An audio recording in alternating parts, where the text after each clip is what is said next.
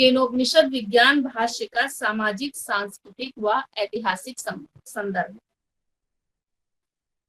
तो अभी इतने सारे विमर्श के बाद ये तो सभी को ज्ञात है कि सामवेद से संबंधित उपनिषद है केनोपनिषद, और केन शब्द के द्वारा ही इसी का नामकरण है। ये सभी को ज्ञात है। प्रज्ञान ब्रह्म का निरूपण हुआ है, जैसा मोतीलाल शास्त्री जी ने अपने भाष्य में इसका उल्लेख किया है। इस पर मीरा मैम ने बहुत अच्छे से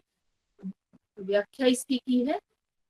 मैं जिस विषय पर बोलने जा रही हूँ उसी को यहाँ पर कहने जा रही हूँ कि मोतीलाल शास्त्री जी ने कहा कि जो प्रस्थान त्रयी है, अर्थात जो उपनिषद है, ब्रह्म सूत्र है, व्यास सूत्र और जो गीता है, ये प्रस्थान त्रयी आचार निष्ठा पर आधारित है। तो यह जो भाष्य है, जैसा कि अभी भाष्य के संदर्भ में इससे पूर्व जो चर्चा हुई वो हुआ कि ये भाष्य के रूप में जो प्रचलित जितने भाष्य हमें प्राप्त होते हैं उस रूपरेखा में, उस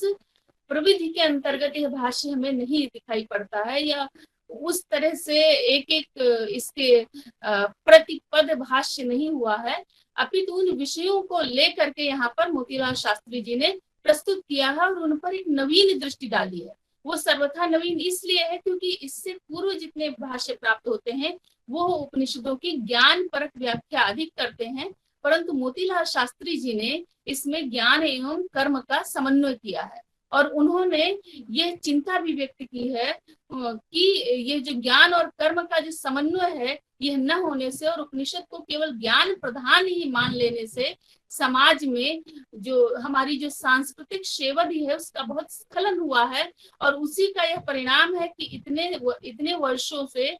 3 सहस्र वर्षों की बात वो करते हैं कि 3 सहस्र वर्षों में जो साहित्य श्री है, वैदिक ज्ञान राशि है, उसका निरंतर ह्रास हुआ है और समाज राष्ट्र की उन्नति की तरफ अग्रसर नहीं हुआ है, राष्ट्र की रक्षा करने में भी समर्थ नहीं रहा है। उसके पीछे कहीं ना कहीं यह जो ज्ञान उपनिषदों की ज्ञान परक, केवल उसे ज्ञान परक मान लेना जो है, यही उसके पीछे है। इसके साथ ही उनका यह भी कहना है कि उपनिषद को जो ज्ञान परक ही कर्म से कर्म ब्राह्मण ग्रंथों को कर्म से कर्म प्रधान बताना, उपनिषदों को ज्ञान प्रधान बताना, इसके कारण जो संदेश समाज में गया वो संदेश यह गया कि ये उपनिषद जीवन के चतुर्थाश्रम में अध्ययन के योग्य है। अर्थात इसको जो प्रारंभिक जो उन्होंने कहा कि नव प्रज्ञा इसके अध्ययन में हतोत्साहित रही, इसलिए मोतीलाल शास्त्री जी का कहना है कि नव प्रज्ञा को, अर्थात जो जीवन का प्रथम आश्रम है, जो ज्ञान प्राप्ति का आश्रम है, जो ब्रह्मचर्य आश्रम है, जो विद्याध्ययन का आश्रम है, उसमें उपनिषदों का ज्ञान, उपनिषदों ही नहीं अपितु प्रस्थान त्रयी का ज्ञान करवाना चाहिए, ऐसा मोतीलाल शास्त्री जी का कहना है। इसके अतिरिक्त उन्होंने कहा कि यदि इन तीनों शास्त्रों को आचारात्मक कर्मशास्त्र से पृथक कर दिया जाता है, अर्थात प्रस्थान त्रयी को, जैसा कि ज्ञानाध्यात्मवादियों ने किया है, तो तीनों ही शास्त्र अर्थात प्रस्थान त्रयी सर्वथा व्यर्थ प्रमाणित हो जाते हैं। ये कोई सामान्य बात नहीं है और किसी सामान्य प्रतिभा या प्रज्ञा के द्वारा कही जाने वाली भी बात नहीं है। ऐसी बात को ऐसा निष्कर्ष, ऐसा वाक्य कहने के लिए सामर्थ्य चाहिए, विद्वत्ता चाहिए, शक्ति चाहिए और उसके साथ साथ साहस भी चाहिए, जो कि विभिन्न प्रचलित धारणाओं के बाद ऐसा जो वक्तव्य है वो दे सके। तो इस संदर्भ में मोतीलाल शास्त्री जी का योगदान बहुत ही उल्लेखनीय है। इसके अतिरिक्त उनके भाष्य का जब हम अध्ययन करते हैं, इससे पूर्व हमने उनके अन्य ग्रंथों का भी अध्ययन किया है, तो उनके भाष्य के प्रश्नोपनिषद का अध्ययन किया है, तो उसके अध्ययन पर हमें पग पग पर नवीन उद्भावनाओं का, नवीन अवधारणाओं का और एक नवीन दृष्टि हमें देखने को मिलती है। वो दृष्टि जो है, वो दृष्टि इस, जैसे यदि एक अध्येता, एक सामान्य अध्येता, हम ये नहीं कह रहे हैं कि वेद का कोई निष्णात विद्वान, एक जो सामान्य अध्येता है, वो जब वैदिक ज्ञान राशि से उसका संपर्क होता है तो उसके मन में एक प्रश्न उपस्थित होता है कि समाज से इसका संबंध कैसा है, समाज में ये किस प्रकार से अनुस्यूत होता है, किस प्रकार से प्रवाहित होता है और समाज के लिए किस प्रकार से उपयोगी है। तो यह प्रश्न जब एक अध्येता के, एक जिज्ञासु के मन में उपस्थित होता है तो उस प्रश्न का यदि सम्यक समाधान कोई भाष्य दे सकता है तो पंडित मोतीलाल शास्त्री जी का लेखन ही है, उनका भाष्य ही है, उनके द्वारा जो प्रतिपादित की गई बातें हैं। क्योंकि उन्होंने समाज से, व्यवहारिक जगत से जोड़ने का प्रयास किया है ज्ञान परक उपनिषदों को, क्योंकि उपनिषद वह विद्या है जो समाज को निवृत्ति के मार्ग पर ले जाती है। तो इसलिए उन्होंने इसकी जो व्याख्या की है, इसीलिए नवीन अर्थ का पग पग पर दर्शन होता है और प्रचलित भाष्य परंपरा से उनका जो भाष्य है वह विलक्षण है। वो एक सुयोग्य गुरु की भांति विषय के समस्त पक्षों का एक साथ विवेचन करते हुए चलते हैं। जैसे अभी शुक्ला सर ने कहा कि वो पारिभाषिक शब्दों को का विश्लेषण करते हैं, उनका विवेचन करते हैं और इसके साथ साथ वो नई दृष्टि भी देते हैं। यदि आप यही केनोपनिषद जो भाष्य है इसका अध्ययन करेंगे तो देखेंगे कि एक बहुत ही प्रचलित जो उक्ति है कि एकम सर्वविप्रा बहुधा वदन्ति, उसका उन्होंने कैसे विश्लेषण किया है। जिस समाज में सामान्य प्रचलित जो अर्थ है अनेकता में एकता के अर्थ में जिस तरह इस मंत्र को उद्धृत किया जाता है, उन्होंने उस अर्थ का बहुत ही विज्ञान परक, बहुत ही समुचित विश्लेषण प्रस्तुत किया है। और एक ही तत्व के विश्लेषण, एक ही मंत्र के अलग अलग व्याख्या के द्वारा समाज पर उसका किस प्रकार प्रभाव पड़ता है हम देख सकते हैं। क्योंकि जब कहा गया कि जो हिंसा है अहिंसा परमो धर्मः, और उसके बाद की बातें जो है या वो किस परिप्रेक्ष्य में कहा गया, ये समाज में नहीं गया, तो उसका परिणाम भी हमें देखने को मिला है। उसके ऐतिहासिक परिणाम भी हमने देखे हैं और वो परिणाम बहुत सकारात्मक नहीं रहे हैं। तो यदि भारतीय इतिहास के संदर्भ में देखें, भारत के इतिहास के जो 3 सहस्त्र वर्षों की बात मोतीलाल शास्त्री जी कहते हैं, हम उतने वर्षों में ना जाए, यदि 1000 वर्ष पहले ही जाएं तो हम देखेंगे कि जो वो कहते हैं कि मूल कारण जो है ज्ञान परक व्याख्या करने मात्र से ही जो समाज जिस मार्ग पर प्रवृत्त हुआ कि को नृप होए हमें का हानि, अर्थात या जो उन्होंने जप की बात की कि बस जप करते रहिए, राष्ट्र पर क्या संकट आ रहा है या क्या घटनाएं घटित हो रही हैं उन सभी पर ध्यान नहीं देना है, चाहे राष्ट्र परतंत्र ही क्यों ना हो जाए या अधोगति में ही क्यों ना चला जाए, भारतीय प्रज्ञा का अधोपतन ही क्यों ना हो जाए। तो यह सारी जो चिंताएं उन्होंने व्यक्त की, उस चिंता में, क्योंकि जब कोई कार्य होता है तो उसका कारण होता है, उस चिंता के कारण स्वरूप उन्होंने एक विश्लेषण प्रस्तुत किया। वह विश्लेषण वास्तव में आज चिंतनीय है, विचारणीय है, क्योंकि कोई ना कोई कारण तो रहा है जिसके कारण इस प्रकार की देश की संस्कृति की और ज्ञान परंपरा की अवस्था रही है। यदि हम भारतीय इतिहास को देखते हैं तो 1200 ईस्वी के बाद किसी महत्वपूर्ण ग्रंथ की रचना नहीं हुई है जिसको हम बहुत आयुर्वेद के क्षेत्र में किसी महत्वपूर्ण ग्रंथ की रचना नहीं हुई है, काव्य के क्षेत्र में हुई है, परंतु अन्य जो संस्कृत की अन्य विधाएं हैं उसमें जो उसका रचना संसार बहुत हतोत्साहित रहा है। उसके कारणों से हम सभी परिचित हैं कि ऐसा क्यों रहा है। तो ये सारे जो इतिहास के बहुत सारे विमर्श हैं जिन पर हम बार बार आकर के क्यों इस प्रश्न के साथ ठहर जाते हैं और रुक जाते हैं, उन प्रश्नों का यदि हमें उत्तर चाहिए तो हमें एक बार मोतीलाल शास्त्री जी के भाष्य के आलोक में उन प्रश्नों का उत्तर खोजने का प्रयास करना चाहिए। तो हो सकता है कि हमें एक समुचित समाधान उसका प्राप्त हो सके। इसके साथ ही भारतीय ज्ञान परंपरा का जो अविच्छिन्न प्रवाह की धारा है, इसका जो धीरे धीरे शनय शनय क्षीण होते जाना है, यह भी कोई सामान्य घटना नहीं है। यह बहुत ही परिवर्तनकारी, नकारात्मक परिवर्तनकारी घटना रही है। और इस वैदिक ज्ञान राशि को के क्षीण होने में विभिन्न भाष्यों, टीकाओं, व्याख्याओं के द्वारा जो उसके बाद जो परंपरा चली उसमें जो अर्थ की सुविधा की एक बात आई, अर्थ की सुविधा शब्द का प्रयोग नहीं किया है पंडित मोतीलाल शास्त्री जी ने, परंतु कहने का तात्पर्य यही है कि अपने अनुसार, अपने प्रज्ञा के अनुसार उसका अर्थ करना। और विविध जो वाद आए, वाद शब्द का उन्होंने विशेष प्रयोग किया, उन वादों के द्वारा जो अर्थ स्वातंत्र की ओर उन्होंने जो संकेत किया है, उस संकेत पर भी ध्यान देने की आवश्यकता है। इस क्रम में प्रत्यक्षता किसी एक आचार्य का उल्लेख नहीं करते हैं। वो कहते हैं कि प्राचीनों ने अर्थात प्राचीन आचार्यों ने इस प्रकार की व्याख्या की है। उन्होंने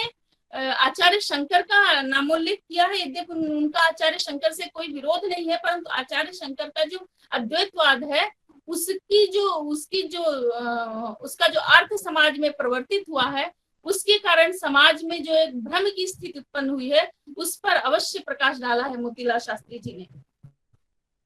यद्यपि शास्त्री जी के इस तर्क से बहुत से विद्वान असहमत होंगे, परंतु आधुनिक काल में जब मात्र ग्रंथों, भाष्यों, टीकाओं, व्याख्याओं का पुनर्कथन ही प्रधान रह गया है और विद्वानों का एक बड़ा वर्ग प्रश्न और प्रतिप्रश्न करने को अनुचित और धृष्ट प्रयास बताने लगा है, ऐसे में मुझे लगता है कि मोतीलाल शास्त्री जी के द्वारा जो इन बिंदुओं पर ध्यान आकर्षित करवाया गया, वो वास्तव में बहुत ही महत्वपूर्ण है और विचारणीय है। किसी विद्वान द्वारा अध्यात्म शब्द में निहित अर्थ के प्रसार पर प्रश्न चिन्ह एवं उसकी व्याख्या असाधारण कार्य है, अतः यह उन्नत एवं निर्भीक मेधा द्वारा ही संभव हो सकता है। यदि यह कहा जाए कि शास्त्री जी ने शताब्दियों से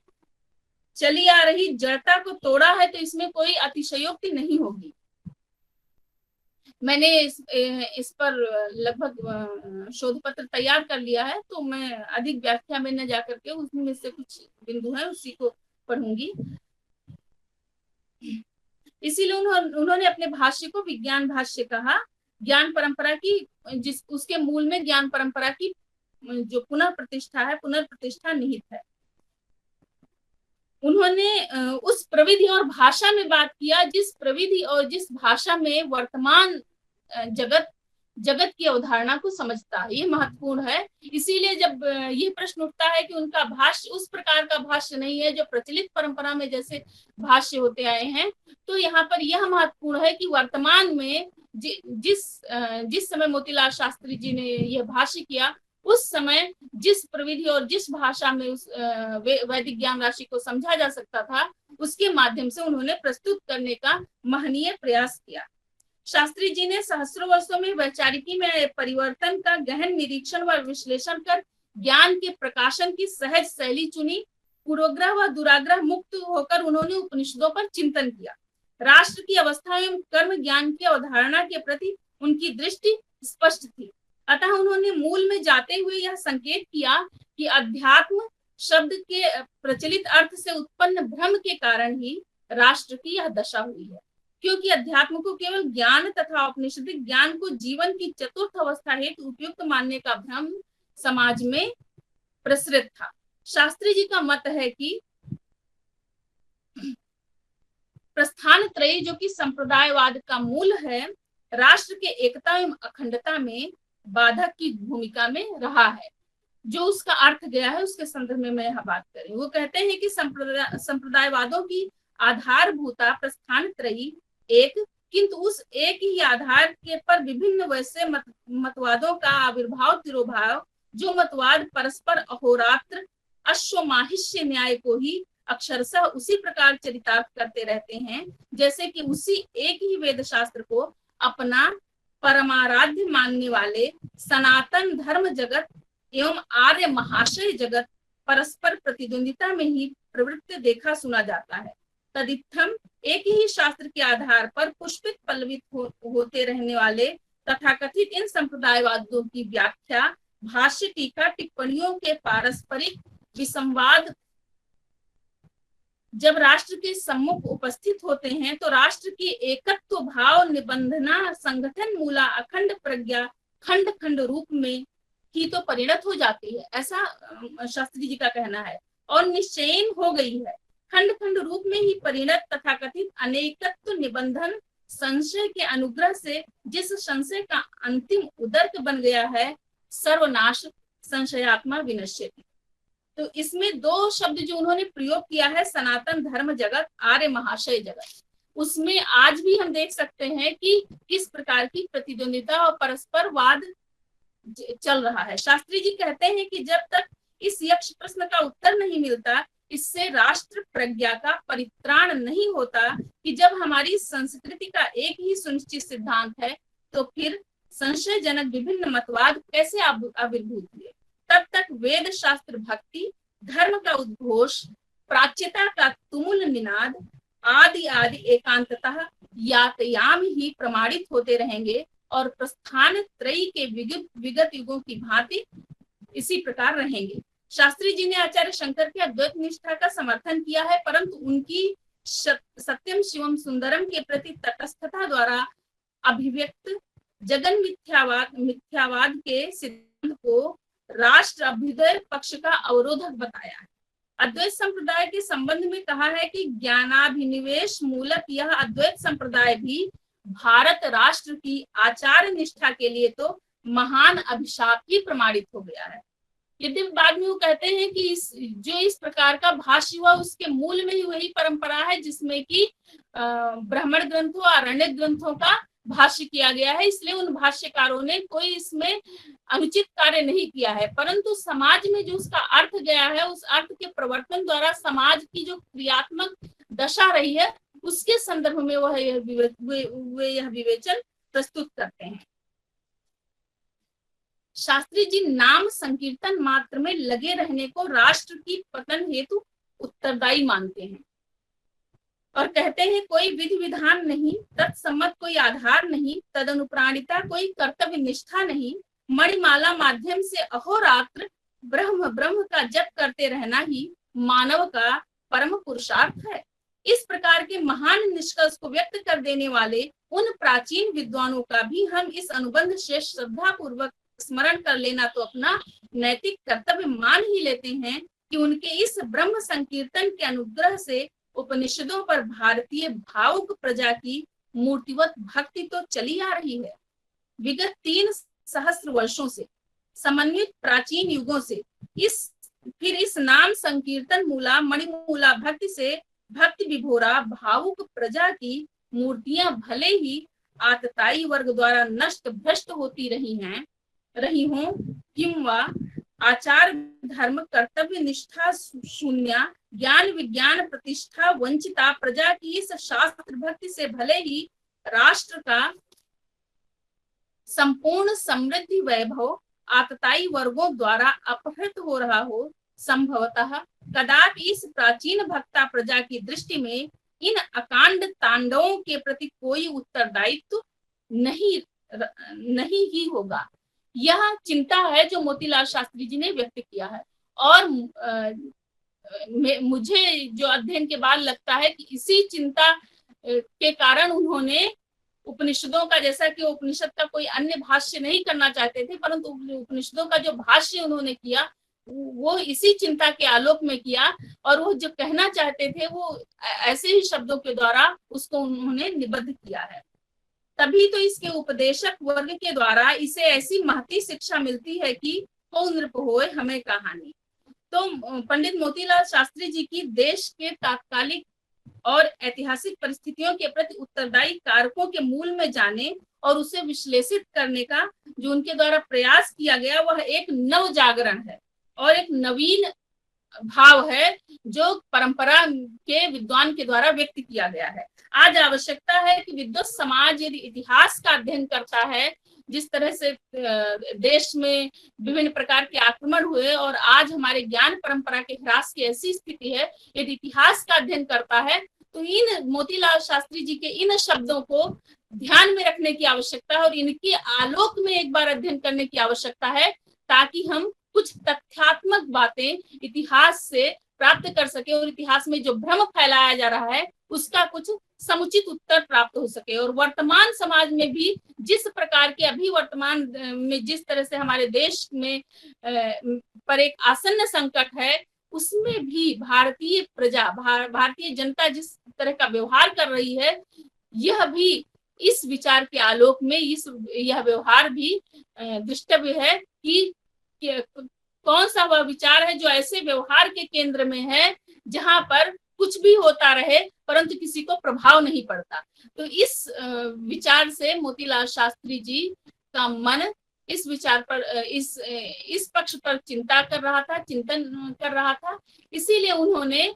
अपने भाष्य में इन तत्वों को भी अनुस्यूत किया और जहां तक मेरा अध्ययन है मुझे नहीं लगता है किसी दूसरे भाष्यकार ने या किसी दूसरे टीकाकार ने व्याख्याकार ने संस्कृति के इतिहास के इन पहलुओं पर, इन